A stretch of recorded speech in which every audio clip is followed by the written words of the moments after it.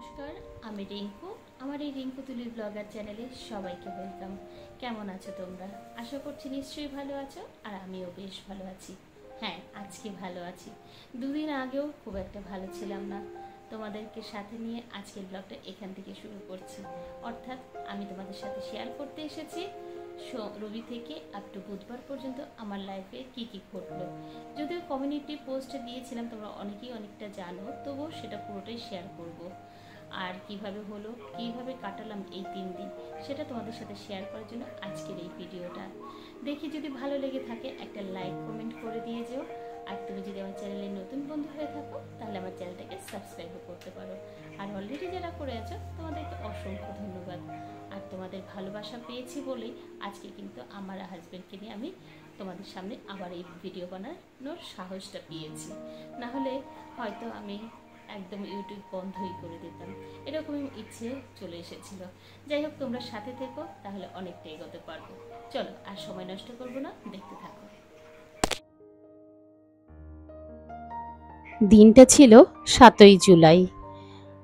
ওদিন ছিল রথযাত্রা, জগন্নাথ দেবের রথযাত্রা। সকাল থেকেই হাজব্যান্ডের শরীরটা খুব একটা ভালো ছিল না, তবুও সব কিছুকে নিয়েই মানিয়ে এগিয়ে চলেছি। সকালবেলা যেরকমভাবে ওর শরীরটা খারাপ হয়েছিল, সব প্রায় বুঝতেই পারিনি কখন যে এতটা ঝড় আমাদের উপর দিয়ে বয়ে চলতে চলেছে।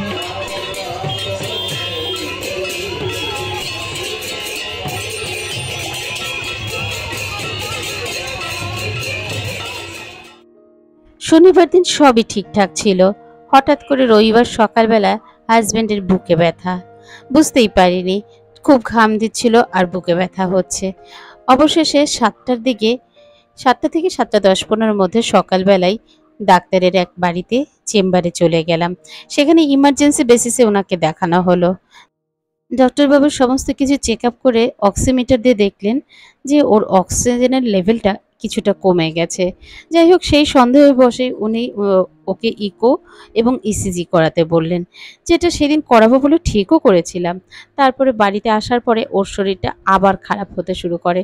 আর যে ডায়াগনস্টিক সেন্টারটাই করব সেটা সকাল 10টার মধ্যেই যেতে হবে, না হলে আর করা যাবে না। যেহেতু রবিবার পড়ে গেছে, তাই সেই কারণে আমি আর সেদিন আর যেতে পারলাম না। তারপর ডক্টরবাবুকে ফোন করাতে আরেকটা ইঞ্জেকশন দিতে বললেন। সেটা তারপর ডিসপেন্সারির এক দাদাকে ডেকে নিয়ে সেই ইঞ্জেকশনটা দেওয়া হলো। তাতে কিছুটা ব্যথা কমেছিল। রাতটা কোনো মতে কাটলো। পরের দিন সকালে ইসিজি করতে যাব। যাওয়ার পথে না ও আবারও বলছে আমার বুকের এই জায়গাটা যেন চাপ ধরে আসছে। তখন একটু ভয় পেয়ে গেলাম। তখন ভাবলাম যে ইসিজি তো করতেই হবে, সাথে ইকো অবশ্যই করতে হবে, না হলে এটার অরিজিনাল যে কী রোগটা হচ্ছে সেটা বোঝা যাবে না। তাই সকালবেলা যথারীতি সমস্ত কিছু গুছিয়ে বেরিয়ে পড়লাম ইকো আর ইসিজির উদ্দেশ্যে। যাচ্ছিলাম আমরা ইসিজি আর দুজনেই। ইকো করিয়ে আর ওকে দিয়ে আমি অফিস চলে যাব। কিন্তু ডক্টর ওখানে যে ইসিজি করলেন তিনি বললেন ইমিডিয়েট আমাদের যে প্রাইভেট ডক্টর তার সাথে যোগাযোগ করতে। তিনি তারপরে হসপিটালে অ্যাডমিট লিখে দিয়েছেন। তারপরে চলে আসলাম এই নারায়ণা হসপিটাল, যেখানটায় আমার হাজব্যান্ডের নতুন জীবন ফিরিয়ে দিয়েছে। সেই দিন হার্ট অ্যাটাক হয়েছিল, আর তারপরে একটা স্টেইনও বসেছে। বর্তমানে ও এখন ভালো আছে।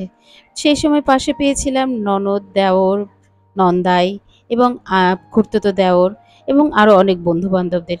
তো তোমাদের সকলকেই অজস্র ধন্যবাদ। তোমরা পাশে ছিলেই বলে আজকে আমি ওকে সুস্থ করে বাড়ি আনতে পেরেছি।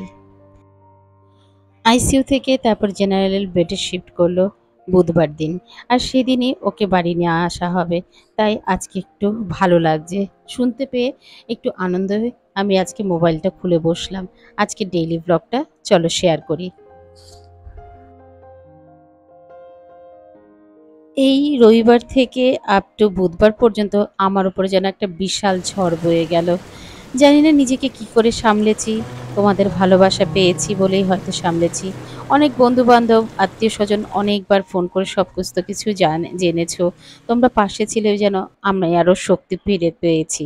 যাই হোক, তোমরা আশীর্বাদ করো, প্রার্থনা করো আমার হাজব্যান্ডকে যেন এই যে জীবনযুদ্ধে নেমেছি তার থেকে যেন সুস্থ করে আমার পাশে সবসময় থাকতে পারে।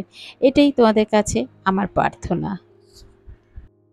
এরপর সমস্ত ঘরবাড়ি গুছিয়ে জামা কাপড় ভিজিয়ে রেখে আসলাম।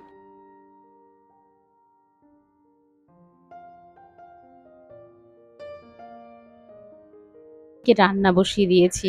আজ আর বেশি ঝামেলার রান্না করব না, খুব তাড়াতাড়ি রান্না করব। তাই এদিকে ভাত বসিয়ে দিলাম, ওদিকে ডিম সেদ্ধ। সকালের আকাশটা দেখে বেশ ভালো লাগছে। কোনো সময় মেঘের আড়ালে সূর্য লুকিয়ে পড়েছে, আবার কোনো সময় বা বৃষ্টি হচ্ছে। যাই হোক, আমার মনেও বেশ আনন্দ। আজকে যে আমার হাজবেন্ডকে বাড়ি ফিরিয়ে আনতে পারবো, এটাই সব থেকে আমার বেশি ভালো লাগছে।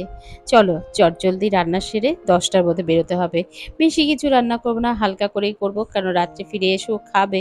সেই জন্যই সব সামান্য তেলের মধ্যে এখন থেকে আমার রান্না বান্না করতে হবে। এই দেখো, ওদিকে ডিম বসিয়েছিলাম, তারপর আবার দেখতে পেলাম দেওর আসার সময় মাছ নিয়ে এসছে। মাছ এখন থেকে ছোট মাছই খাওয়া হবে, এরকম বাটা মাছ।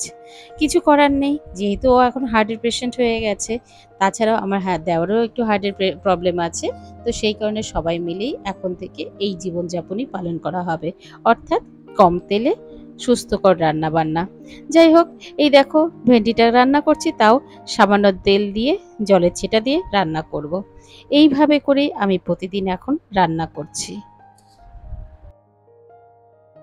অল্প তেলের রান্না প্রত্যেকেরই জন্য ভালো, তাই আজ থেকে নতুন করে অভ্যাস শুরু করলাম। একদম অল্প তেলে সবজি দিয়ে এবং কাঁচা লঙ্কা দিয়ে রান্না করব।